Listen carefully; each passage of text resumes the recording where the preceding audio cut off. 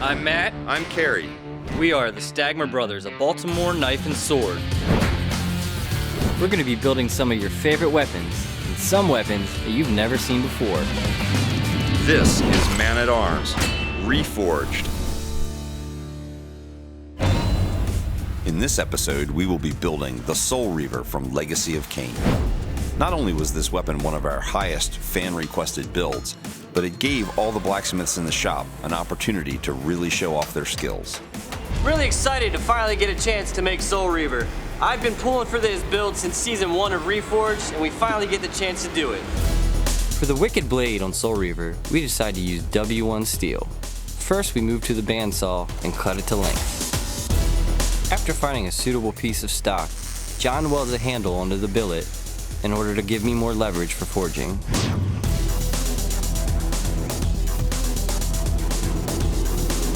I moved to the Iron Kiss power hammer to begin forging the blade.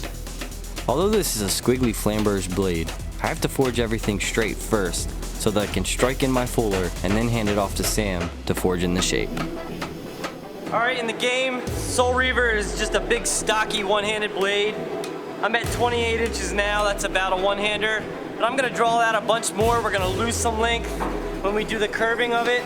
Plus we wanna make it big and bad, so I'm gonna get a little more length. I got plenty of thickness to work from, and we'll have a sword blade real soon. Now that the blade is fully to shape, I cut my handle off, hold it by the tip, and forge my tang.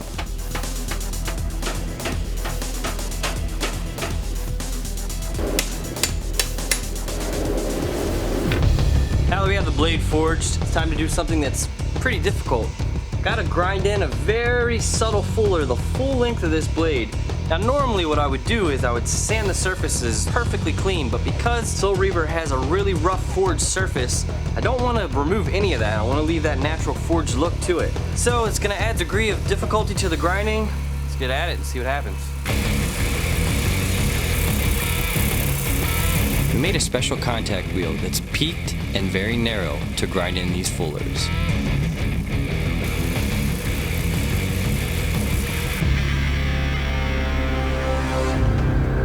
Now that Matt has finished forging to form and grinding in the fuller, while hot, Sam takes the blade and forces it into its final serpentine form.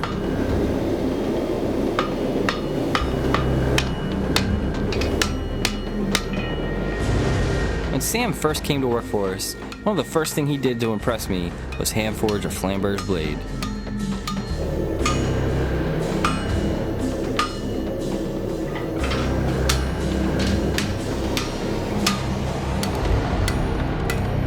With the blade now fully formed to its serpentine shape, I now get a chance to grind, and anybody who knows me knows that I love to grind some flamberge blades.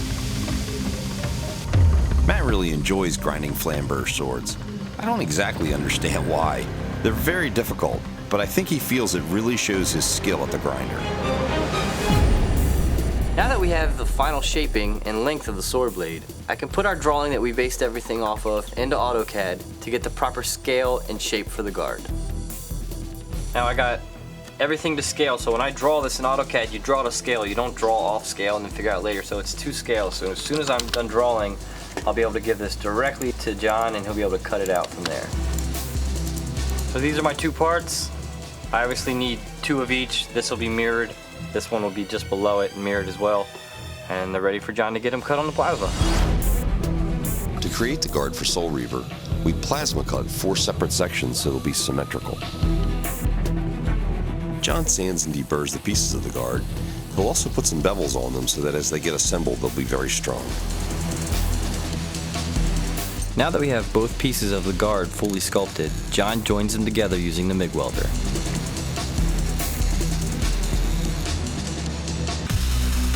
We decide to make the skull from pure iron sheet. I happen to have a stash of this. It's very difficult to come by in the United States. You've seen us use our CNC plasma table before, but since this piece of metal is a little larger than normal, I'm going to use good old-fashioned hand torch and cut it out by hand.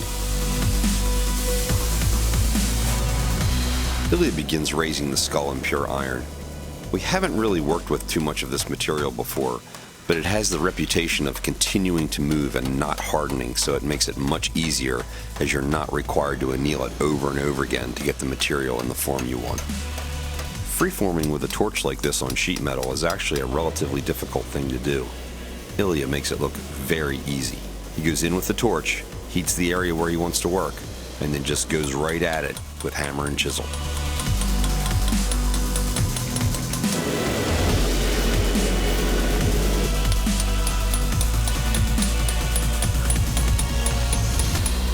We've seen other people replicate this sword, but I've never seen anybody raise a skull in one piece like this. It was pretty amazing to see Ilya work through this and work in a material, pure iron, that he'd never actually been able to work with before. We've done a few heat cycles to normalize our blade already. We have it now back in the forge for its final heat, and then we're going to be quenching. Since this is a vampire slaying sword, I think it's the perfect opportunity to use our holy oil quench tank. The science behind hardening can seem very complicated, but with a simple chart and an easy explanation, it can become very simple. Two important temperatures, one being 1500, the other being 400, and down here we have 3 times, 0.5 seconds, 1 second, 2 seconds. This illustrates the cooling curve of steel once it enters the quenching. This is an ideal curve, this is a not so ideal curve, and this is a bad curve. If it passes through this nose, it will end up being a mix of soft steel and hard steel, or if it passes all the way through, just soft steel. This 400-degree temperature is very important in that this is where martensite, or hardened steel, begins to form. If you quench the steel and it cools fast enough to maintain along this hardening line and pull it out before it reaches 400 degrees, it's still molecularly what's called unstable austenite, which means it acts like hot steel, except that it's 400 degrees. This gives you a grace period in which you can straighten the sword from any warps that occurred in the quench. But once it begins to cool below that, then it begins to form hard steel, and then it'll become brittle and unable to be straightened. Sam places the blade in the tempering tank. It'll sit in this hot oil at 400 degrees for at least an hour. Now that we remove the blade from the temper bath, what I gotta do next is what I explained before. We're gonna leave the center of the blade rough forged. I'm gonna wire wheel it to remove some of the black scale, but then I'll go ahead and buff over top of it. It'll be bright but crunchy, and then when we add in that nice golden color, it'll be perfect. For our Soul Reaver guard, we need a center section with a slot to slide through the tang and make everything come together. So what we've done is we've taken a piece of 1-inch stock, I've milled a 1/2-inch cutter in there. You just gotta widen it a little bit, and we'll be able to put everything together and slide that skull on top.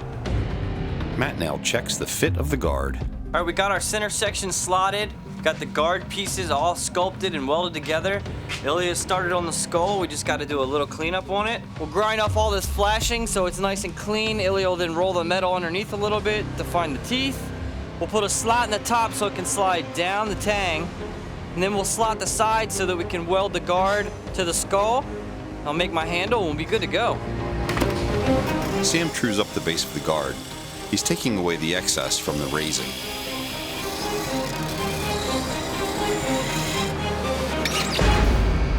To grind or not to grind? That's the question. Now that our skull is pretty much to shape, it's time to get the slot in it so we can slide it down the tang and get everything fitted. I use a die grinder after drilling an initial pilot hole to widen the slot. Sam uses his spin technique to polish off what will be the handle for this. He's using multiple sanders and showing us this nice finish. Next, he uses a non-marring hammer to ovate the handle section. Next, Matt takes this handle to the sander and spiral grooves it.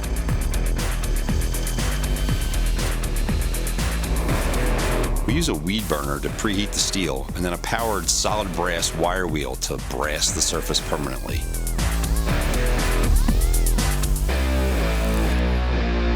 Matt sands the pommel to the form of a stylized hoof. Now John TIG welds the wing sections to the quillion block of the guard. The central part of this blade has a golden hue to it, so we carefully use a torch to heat it up to get the color we desire.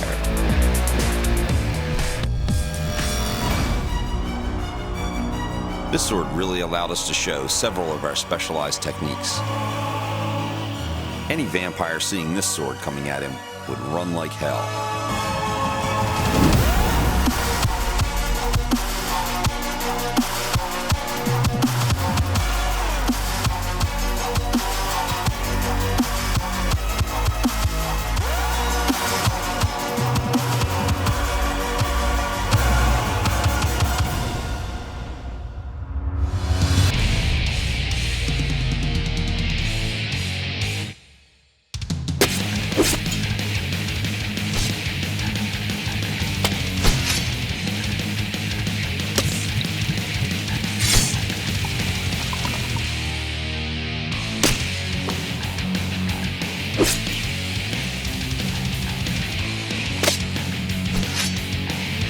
Oh wait, there's more!